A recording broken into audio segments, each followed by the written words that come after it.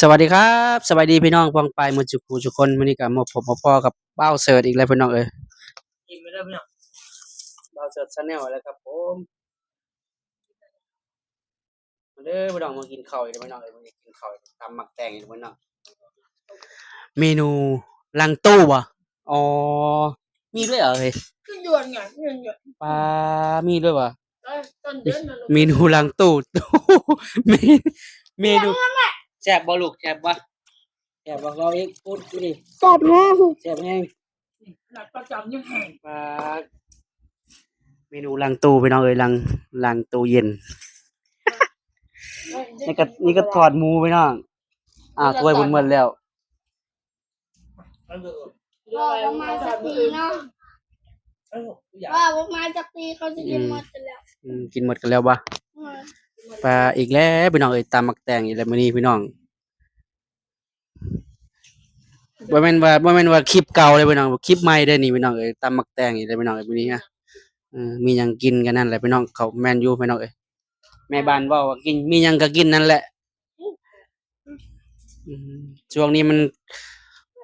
หยังก็แพงพี่น้องเอ้ยเนี่ยหนูเอาไว้ก่อนโอเคครับเดี๋ยวพอกินนี่นะพี่น้องจนเหลือแล้วค่ะได้แต่งงานได้ต่อ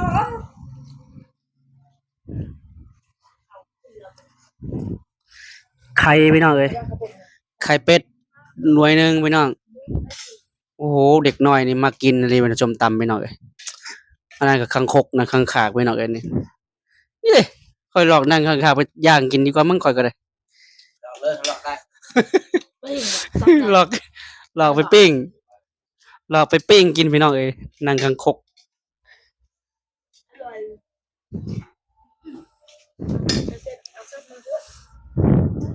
มันจะได้ยินเสียงเพลงหน่อยนึงเด้อพี่น้องเขาเปิดเพลงพี่น้องเอ้ยมาเด้อไปแซ่บๆนำกันพี่น้องคลิปนี้ก็จัก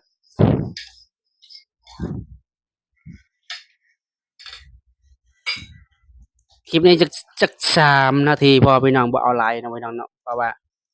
เขาจะเอาอิ่มกันหมดแล้วพี่น้องเอ้ยเดี๋ยวมื้อหน้าพากินซอยจุแซ่บบ่ลูกแซ่บร้อนแซ่บแห้งพี่น้องแน่FC มากินข้าวนำพี่น้องมากินข้าวน้ำกันเด้อว่าโอ้ยแล้วครับแซ่บๆเด้อคำว่าขับอยู่ไหนล่ะอันนี้อย่างว่าครับ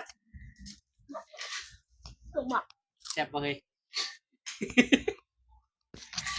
แซ่บบ่ครับพ่อเลิกถ่ายคลิปแล้วเรามากินกันโอ้ยพ่อก็โอเคพี่น้องคลิปนี้ก็ขอสัก3 นาทีพี่น้อง